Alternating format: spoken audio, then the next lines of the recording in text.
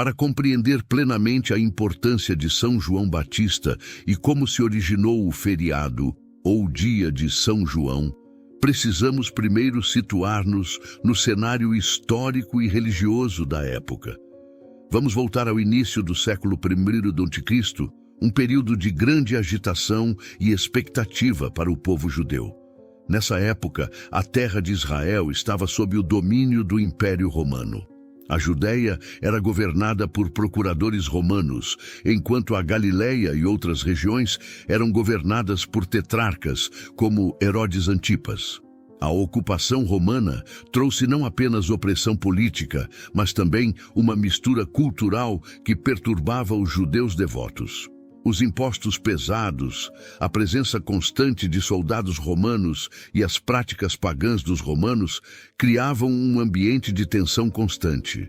Religiosamente, o povo judeu estava dividido entre várias seitas e grupos. Os fariseus eram conhecidos por sua estrita observância da lei e tradições orais. Os saduceus, uma classe sacerdotal e aristocrática, controlavam o templo em Jerusalém e negavam muitas das crenças dos fariseus, como a ressurreição dos mortos. Os essênios, um grupo ascético, viviam em comunidades isoladas, esperando a chegada do Messias. Além disso, havia os zelotes, que defendiam a revolta armada contra Roma. No meio desse cenário, a esperança messiânica era palpável. O povo judeu aguardava ansiosamente o cumprimento das antigas profecias que prometiam a vinda de um Salvador. Entre essas profecias, duas se destacam particularmente em relação a João Batista. A primeira está em Isaías 43, que diz: Uma voz clama: No deserto preparem o caminho para o Senhor, façam no deserto um caminho reto para o nosso Deus.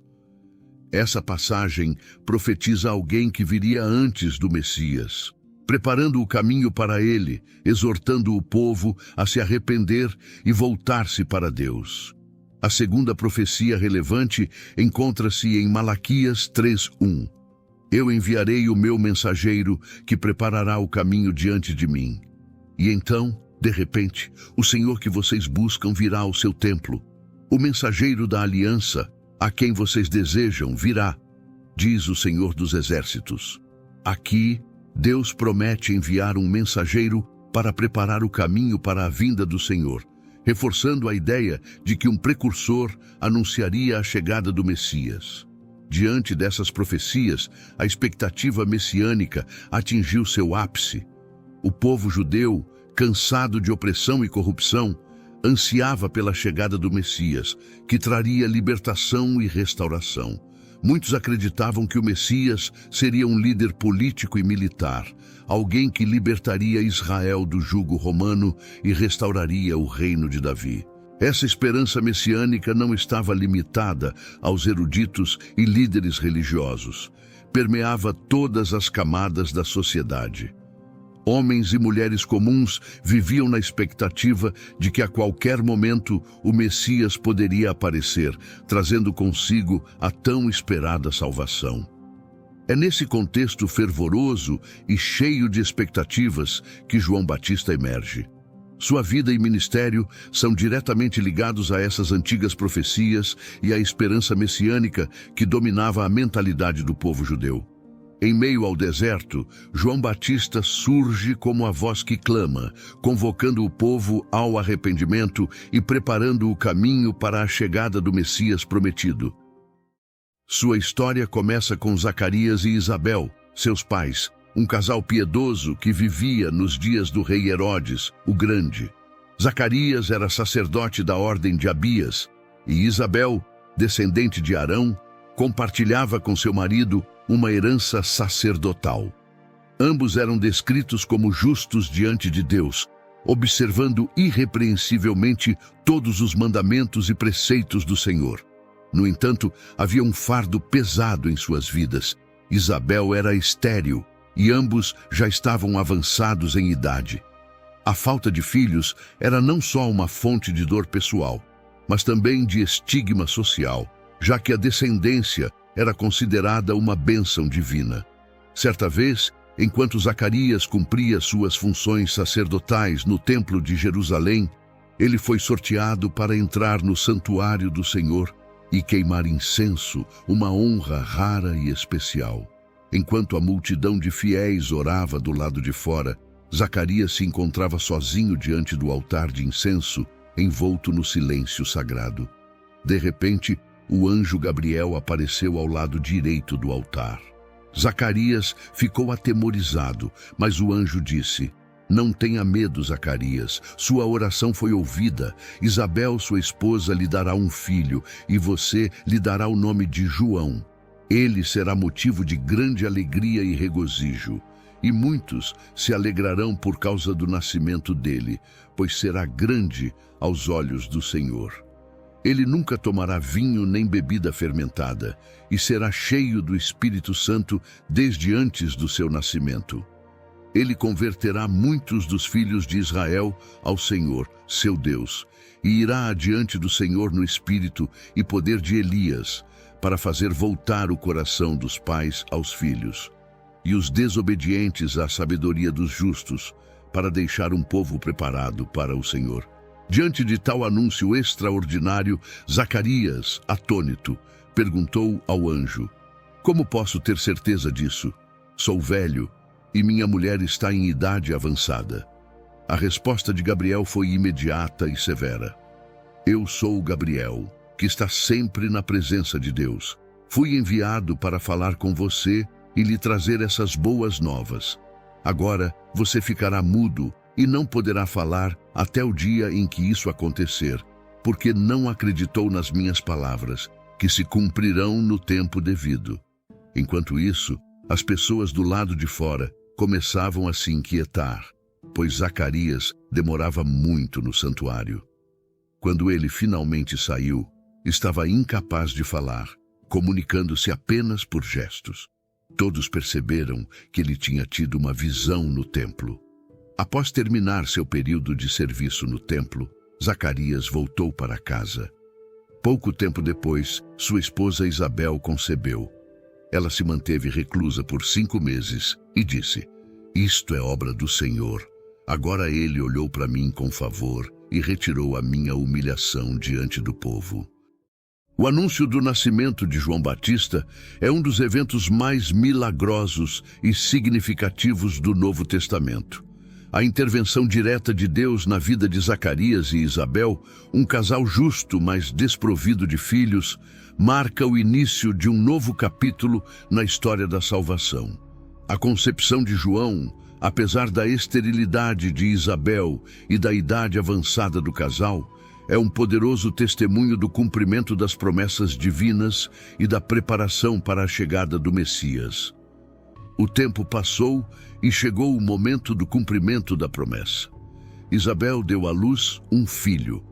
Os vizinhos e parentes, sabendo que o Senhor havia mostrado grande misericórdia para com ela, alegraram-se juntamente. No 8º dia, conforme a tradição judaica, eles vieram circuncidar o menino. Queriam dar-lhe o nome de seu pai, Zacarias, mas Isabel insistiu: "Não, ele será chamado João." Os presentes ficaram surpresos, pois ninguém na família tinha esse nome. Recorreram então a Zacarias, que ainda estava mudo, para saber como ele queria que o menino fosse chamado. Zacarias pediu uma tabuinha e escreveu: "O nome dele é João." No mesmo instante, sua boca se abriu e ele começou a falar, louvando a Deus. O espanto tomou conta de todos os vizinhos e por toda a região montanhosa da Judéia. As pessoas comentavam esses acontecimentos. Todos os que ouviam falar dessas coisas refletiam e perguntavam: "O que virá a ser este menino?" Pois a mão do Senhor estava com ele. Tomado pelo Espírito Santo, Zacarias então proferiu um cântico profético, conhecido como Benedictus, que começa assim: "Bendito seja o Senhor, o Deus de Israel, porque veio visitar e redimir o seu povo. Ele preparou para nós um poderoso Salvador na casa de Davi, seu servo, como falara pela boca dos seus santos profetas desde os tempos antigos, para nos livrar dos nossos inimigos e da mão de todos os que nos odeiam." Zacarias continuou a louvar a Deus pela promessa cumprida e profetizou sobre seu filho, dizendo: "E você, meu filho, será chamado profeta do Altíssimo, porque irá adiante do Senhor para preparar o caminho para ele, para dar ao seu povo o conhecimento da salvação mediante o perdão dos seus pecados, por causa das ternas misericórdias de nosso Deus, pelas quais o sol nascente nos visitará das alturas, para brilhar sobre aqueles que estão vivendo nas trevas e na sombra da morte, e guiar nossos pés no caminho da paz." A criança cresceu e tornou-se forte em espírito. Desde cedo, João mostrou-se diferente, conduzido por uma missão divina que começava a se delinear.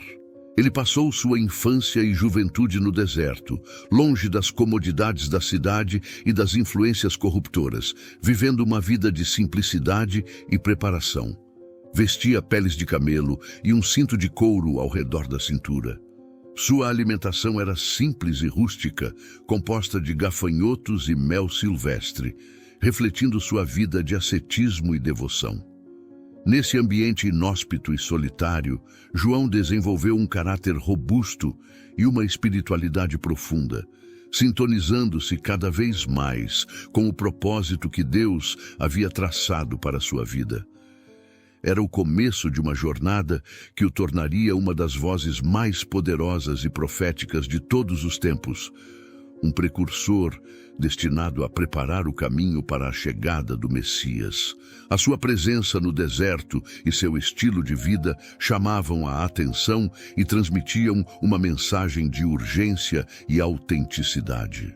A mensagem de João Batista era clara e poderosa: "Arrependam-se, pois o reino dos céus está próximo." Com voz forte e convincente, ele conclamava as multidões a mudarem de vida, a abandonarem seus pecados e a se voltarem para Deus. Ele não pregava nos centros urbanos, mas nas margens do Rio Jordão, e mesmo assim, pessoas de Jerusalém, de toda a Judéia e de toda a região do Jordão vinham até ele. João oferecia um batismo de arrependimento, mergulhando aqueles que confessavam seus pecados nas águas do Rio Jordão. Este batismo simbolizava a purificação e o renascimento espiritual, preparando as pessoas para a chegada iminente do Messias. O ministério de João não se limitava apenas ao batismo.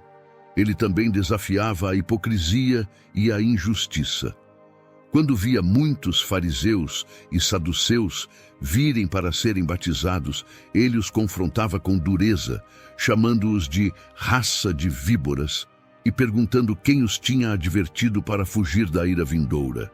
Ele exigia frutos que demonstrassem arrependimento genuíno e alertava que não bastava alegar ser descendente de Abraão, pois Deus podia levantar filhos a Abraão até mesmo das pedras. João enfatizava que o machado já estava posto à raiz das árvores e que toda árvore que não produzisse bons frutos seria cortada e lançada ao fogo. Mas talvez o aspecto mais significativo de sua pregação fosse a proclamação da vinda do Messias. João sabia que sua própria missão era apenas preparatória. Ele dizia: "Eu os batizo com água para arrependimento, mas depois de mim vem alguém mais poderoso do que eu, cujas sandálias não sou digno de carregar. Ele os batizará com o Espírito Santo e com fogo. A pá está em sua mão, e ele limpará sua eira, recolhendo o seu trigo no celeiro, mas queimará a palha com fogo que nunca se apaga." Com estas palavras, João anunciava um novo batismo, não apenas de arrependimento, mas de transformação profunda pelo Espírito Santo, trazendo julgamento e purificação. João Batista, portanto, desempenhou um papel crucial como arauto do Messias, despertando o povo para a necessidade de preparação espiritual. A força de sua mensagem, a integridade de sua vida e a clareza de sua missão atraíam multidões, marcando o início de uma nova era espiritual para Israel. A expectativa messiânica que João Batista alimentava estava prestes a se concretizar, e seu ministério preparava o terreno para a revelação de Jesus, o tão esperado Salvador. O encontro entre João Batista e Jesus no Rio Jordão é um dos momentos mais marcantes do Novo Testamento, um evento carregado de significado e transcendência. Quando Jesus veio da Galileia para ser batizado por João, a princípio, João hesitou. Ele reconhecia a santidade de Jesus e sabia que ele não precisava de um batismo de arrependimento. Eu é que preciso ser batizado por ti e tu vens a mim? Disse João, surpreendido. Jesus, no entanto, insistiu, dizendo: deixe assim por enquanto, convém que assim façamos, para cumprir toda a justiça. Relutantemente, João consentiu. No momento em que Jesus foi batizado, enquanto ele saía da água, algo extraordinário aconteceu. Os céus se abriram e João viu o Espírito de Deus descendo como uma pomba e pousando sobre Jesus. Uma voz dos céus declarou: este é o meu Filho amado em quem me agrado. Este evento foi uma clara confirmação divina da identidade e missão de Jesus. E João Batista, testemunha ocular desse acontecimento, compreendeu a magnitude do momento. Pouco tempo depois, João testemunhou mais uma vez sobre Jesus, desta vez para seus próprios discípulos e para aqueles que estavam ao seu redor. Vendo Jesus aproximar-se, ele declarou: vejam, é o Cordeiro de Deus que tira o pecado do mundo. João continuou a explicar que era este de quem ele havia dito: depois de mim, vem um homem que é superior a mim, porque já existia antes de mim. João confessou que, inicialmente, não sabia que Jesus era o Messias, mas que Deus lhe havia revelado, dizendo: aquele sobre quem você vir o Espírito descer e permanecer, esse é o que batiza com o Espírito Santo. Ao ver o Espírito descer sobre Jesus no batismo, João testificou: eu vi e testifico que este é o Filho de Deus. A declaração de João sobre Jesus como o Cordeiro de Deus não era apenas uma afirmação de sua identidade messiânica, mas também uma indicação de seu papel sacrificial. Na tradição judaica, o Cordeiro era um símbolo de sacrifício pelos pecados do povo. E ao chamar Jesus de Cordeiro de Deus, João estava prefigurando a missão redentora de Jesus. A confirmação divina durante o batismo, com o Espírito Santo descendo em forma de pomba e a voz do céu, foi um momento de epifania para todos presentes. Para João, foi o cumprimento de tudo o que ele havia pregado e esperado. Ele sabia que seu próprio papel estava cumprido, que ele havia preparado o caminho para alguém muito maior. Esta revelação também foi uma transição para os seus próprios seguidores, apontando-os para seguir Jesus, o verdadeiro Messias. Este encontro no Jordão solidificou a ligação entre João Batista e Jesus, mostrando que João era o precursor, o mensageiro que preparava o caminho, e Jesus, o Messias prometido, o Filho de Deus que traria a redenção ao mundo. A interação entre eles marcou o início do ministério público de Jesus, uma nova era na história da salvação. Porém, nem toda história tem um final feliz. João Batista, conhecido por sua integridade e coragem, não hesitou em denunciar a corrupção e a imoralidade, independentemente da posição ou do poder de quem praticava tais atos. Um dos principais alvos de sua reprovação foi Herodes Antipas, o tetrarca da Galileia e Pérea. Herodes havia se casado com Herodias, a esposa de seu meio-irmão Filipe, em um ato que João publicamente condenou como ilícito, afirmando: não te é permitido viver com ela. A ousadia de João em desafiar a autoridade de Herodes Antipas foi um ato de grande risco, especialmente considerando o temperamento volátil e o poder absoluto do tetrarca. Herodes, instigado por Herodias, não tolerou a acusação pública e mandou prender João. Assim, João Batista foi lançado na prisão da fortaleza de Maqueronte, um lugar isolado e sombrio, situado nas colinas desertas da atual Jordânia. Sua prisão não foi apenas uma medida para silenciá-lo, mas também um sinal do profundo impacto e ameaça que sua pregação representava para os poderes estabelecidos. Durante sua permanência no cárcere, João Batista experimentou um período de profunda reflexão e talvez de incerteza. Enquanto estava preso, João Batista continuou a interagir com seus discípulos, que vinham visitá-lo e atualizá-lo sobre os acontecimentos fora das paredes da prisão. João, consciente de que seu tempo estava acabando, queria ter certeza de que sua missão de preparar o caminho para o Messias havia sido cumprida corretamente. Ele enviou alguns de seus discípulos a Jesus com uma pergunta crucial: És tu aquele que haveria de vir, ou devemos esperar algum outro? Esta pergunta refletia não uma dúvida sobre a identidade de Jesus, mas um desejo de confirmação e reafirmação de que seu próprio trabalho não havia sido em vão. Os discípulos de João foram até Jesus e transmitiram a mensagem de seu mestre. Jesus, em resposta, não forneceu uma simples afirmação verbal. Em vez disso, ele realizou várias curas e milagres diante deles, e então disse: Voltem e anunciem a João o que vocês estão ouvindo e vendo. Os cegos veem, os paralíticos andam, os leprosos são purificados, os surdos ouvem, os mortos são ressuscitados e as boas novas são pregadas aos pobres. E feliz é aquele que não se escandaliza por minha causa. Essa resposta de Jesus foi uma confirmação poderosa e profética, ecoando as palavras de Isaías e mostrando que as obras do Messias estavam sendo cumpridas. Ao receber esta mensagem de volta, João Batista teria reconhecido que Jesus era, de fato, o prometido, o cumprimento das profecias, e que seu próprio papel como precursor havia sido completamente realizado. O encarceramento de João Batista não silenciou sua voz nem diminuiu sua influência.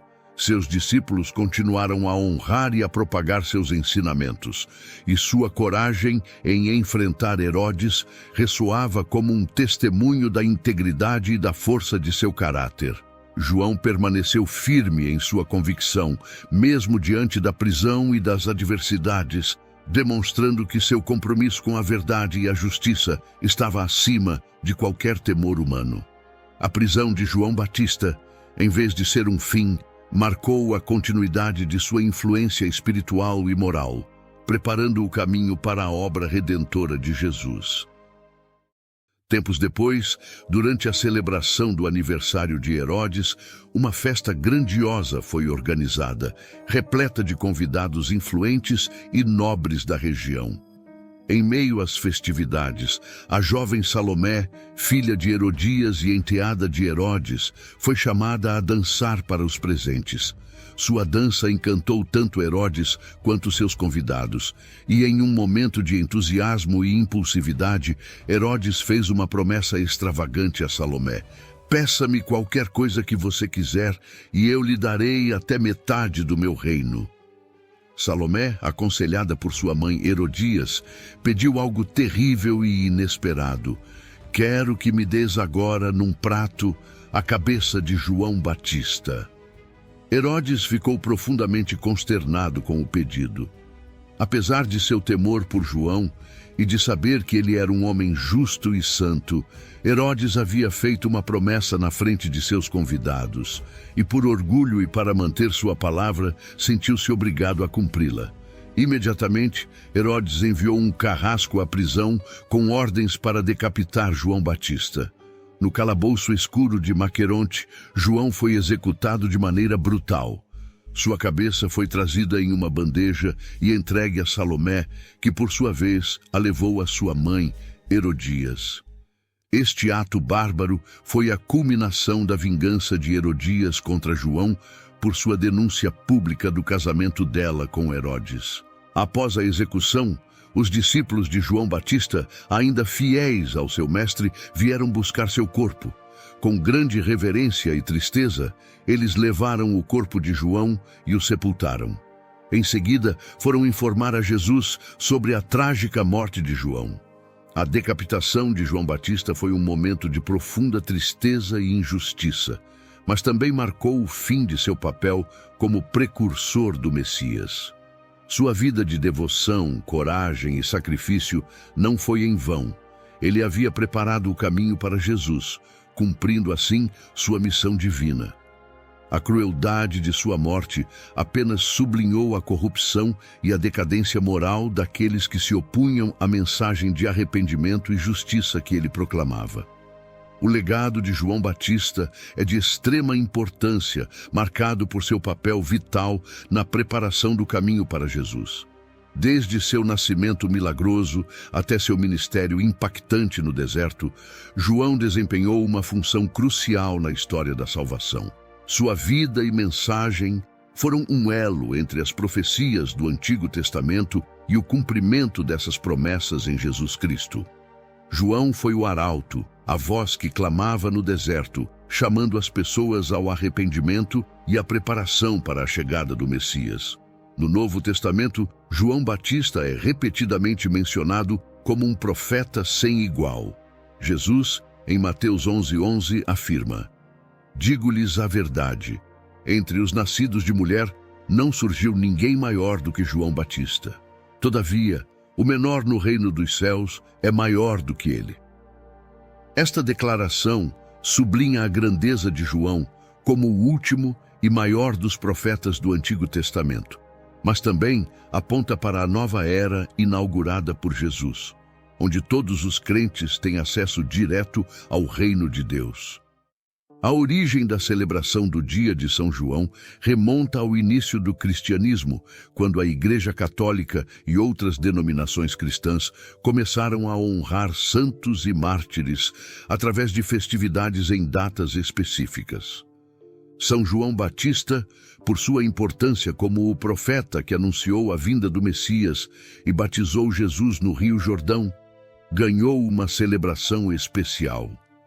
O dia de São João é celebrado em muitas partes do mundo, especialmente em países de tradição cristã, como o Brasil, Portugal, França, Espanha, entre outros.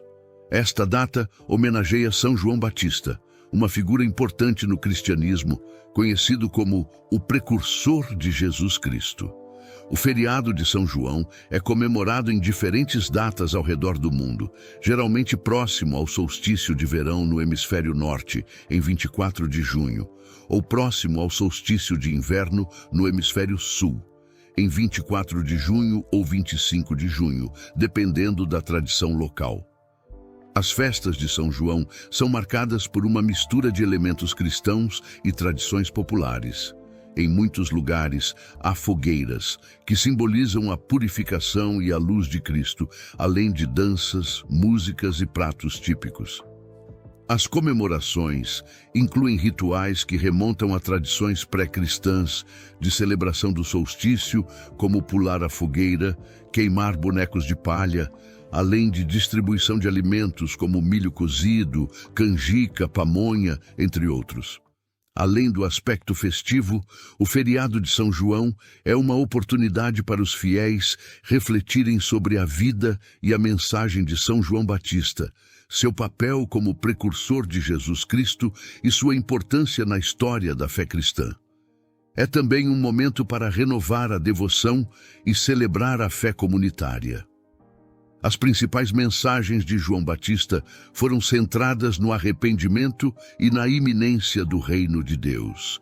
Ele exortava as pessoas a abandonarem seus pecados e a buscarem uma vida de retidão, simbolizando essa transformação através do batismo nas águas do Jordão. Este batismo não era apenas um ritual externo, mas um sinal de uma mudança interna, um coração renovado, pronto para receber o Salvador. A intensidade de sua pregação e seu estilo de vida austero serviam como um poderoso testemunho de sua dedicação e sinceridade, inspirando muitos a se converterem.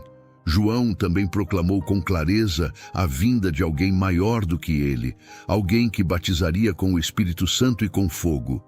Esta proclamação apontava diretamente para Jesus, destacando que o ministério de João era apenas preparatório. A humildade de João é evidenciada em sua famosa declaração: "É necessário que ele cresça e que eu diminua." João 3:30.